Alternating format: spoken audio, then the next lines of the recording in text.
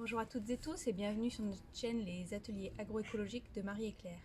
Alors moi c'est Claire et aujourd'hui on va voir ensemble comment on peut faire un badigeon pour nos arbres fruitiers.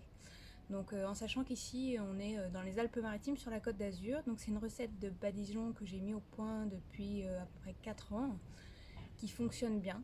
Voilà, pourquoi ça va pas être la recette classique que vous trouvez sur internet? Tout simplement parce que ici on trouvait pas les ingrédients qu'on met la plupart du temps dans les recettes.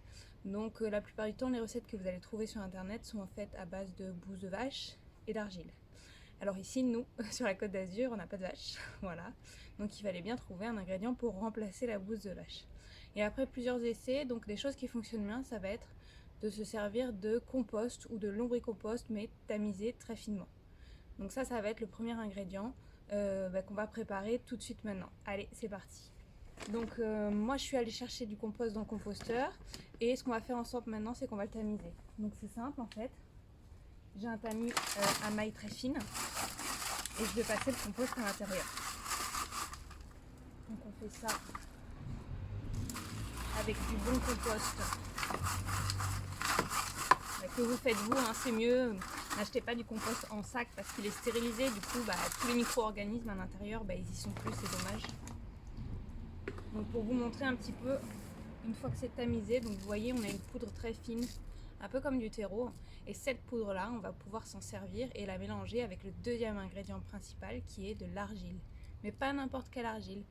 Alors bien sûr que si vous avez un sol très argileux, vous pouvez vous servir de votre sol, ça carrément. Mais si vous n'avez pas de sol très argileux, parce qu'ici en bord de mer on a plutôt des sols très sableux, je vous conseille d'acheter de l'argile blanche. Alors pourquoi pas de l'argile verte? Vous allez me dire, c'est tout simple, parce que l'argile verte, elle a des propriétés qui sont complètement différentes. L'argile verte, elle va tirer des éléments en fait de l'arbre ou de votre corps, hein, on s'en sert souvent pour faire des cataplasmes, elle va enlever une inflammation. Alors que l'argile blanche, elle n'agit pas du tout de la même façon, elle donne des choses. Donc en cataplasme, elle va donner des oligo-éléments à l'arbre. Donc ces deux ingrédients principaux ensuite sont mixés avec 3 autres ingrédients et pour ça, allez, on se retrouve dans la cuisine. Allez, c'est parti, on continue la recette. Donc un des autres ingrédients phares du badigeon, c'est la décoction de prêle. Alors comment est-ce qu'on la fabrique? Tout simplement avec de la prêle séchée. Donc, vous voyez, moi je la ramasse en saison, je la broie un petit peu et ensuite je la fais sécher, mais vous pouvez très bien l'acheter en herboristerie, il n'y a aucun problème avec ça. Hop. Alors on a besoin de 25 g de prêle pour 1 litre d'eau. Alors de l'eau, vous allez me dire laquelle? De l'eau de pluie s'il vous plaît, ou de l'eau de source, c'est important. Surtout pas de l'eau du robinet. Voilà, en ce moment il pleut, donc normalement c'est bon. Donc on va bien mouiller la prêle avec l'eau. Le mieux c'est de la laisser tremper pendant 12 heures. Mais c'est pas obligatoire non plus. Et ensuite on va mettre à chauffer tout doux. Donc on met à chauffer, et c'est quoi la différence entre une décoction et une infusion? La décoction on va la laisser pendant un certain temps, pendant à peu près 30 minutes à petit bouillon, tout simplement parce que ce qu'on recherche en faisant la décoction de prêle, c'est à faire en sorte que la silice contenue dans la prêle passe dans l'eau. Voilà, et pour ça on ne l'obtient qu'en chauffant pendant un certain temps à une certaine température. Allez, c'est parti. Maintenant que j'ai réuni tous mes ingrédients, je vais pouvoir faire le mélange. Donc le dosage que je vous donne là, c'est pour un très gros arbre. Donc on va mettre 200 g de compost. Vous savez, le compost qu'on a tamisé tout à l'heure.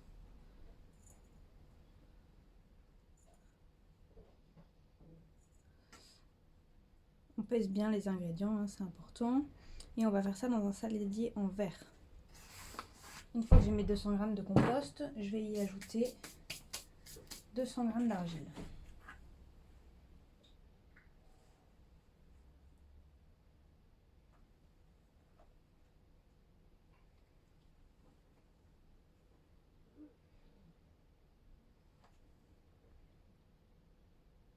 Alors l'argile, c'est très important de le manipuler, soit avec les mains, soit avec une cuillère en bois. Surtout, on n'utilise pas de métal, sinon l'argile perd ses propriétés. Et c'est également pour ça que j'ai choisi un saladier en verre. Hop. Donc c'est bon, j'ai pris mon argile. Je referme bien de pot. Et ensuite, on va y rajouter donc notre décoction de prêle qu'on a fait tout à l'heure. J'ai déjà prépesé. Donc 50 g de décoction de prêle. Ensuite, on va y ajouter du savon noir. Alors là, vous allez me dire, mais pourquoi j'ajoute du savon noir à l'intérieur? Pour plusieurs choses. Déjà parce que ça va permettre de rendre le mélange un peu plus imperméable et donc qui reste un peu plus longtemps sur les arbres. Mais également parce que ça va étouffer les ravageurs qui sont présents sur votre arbre. Donc là, on en met 20 g. Et la dernière touche, de l'huile de colza, biologique s'il vous plaît. C'est très très très important. Et là, on en rajoute 30 g. Et alors, pourquoi de l'huile de colza? Moi, je préfère celle-là et pas une autre. Parce que l'huile de colza, elle est ovicide, c'est-à-dire qu'elle tue les œufs qu'il peut y avoir présents sur votre tronc. Et on en met 30 g. Allez, super. Une fois qu'on a mis tout ça dans notre saladier, eh ben, c'est un peu comme si on faisait une recette de cuisine, c'est-à-dire qu'on va mélanger. On continue de bien mélanger et ensuite on va rajouter de l'eau quand même. Donc nous on veut obtenir une pâte qui ressemblerait à une pâte à pancakes un petit peu, vous voyez, donc assez épais. Donc vous voyez, ça y est, on a la bonne consistance entre la pâte à pancakes et la pâte à gâteau. Donc plutôt épais quand même, hein. Il vaut mieux plus épais que plus liquide, ce sera plus facile à appliquer. Une fois qu'elle est prête, il faut l'appliquer tout de suite. Si elle durcit trop vite, vous rajoutez un petit peu d'eau à l'intérieur. Bon bah allez, on y va. Alors la première chose à faire, c'est de passer la brosse. Donc une brosse à poil dur, on brosse bien l'ensemble du tronc. C'est super important déjà pour enlever potentiellement les restes de badigeon de l'année dernière et puis pour enlever tout ce qui peut s'être collé sur le tronc, des mousses, des lichens, des œufs d'insectes.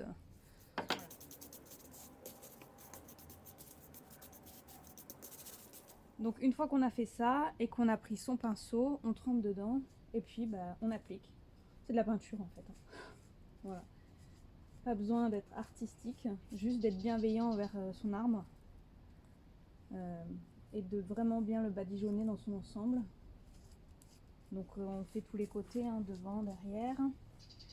Et on monte un peu. Donc vous voyez, ici on est sur un arbre qui est en pot en fait, mais il n'y a pas de souci, au contraire ça va beaucoup l'aider. Donc c'est vrai que ici on a des espaces avec des très petits jardins et il faut aussi leur faire profiter de ce genre de soins. Mais bien sûr que si vous avez aussi un verger, vous le faites également sur les arbres de votre verger. Alors on n'a pas dit que c'était rapide, ça prend un certain temps, mais c'est vraiment, vraiment un plus pour l'arbre.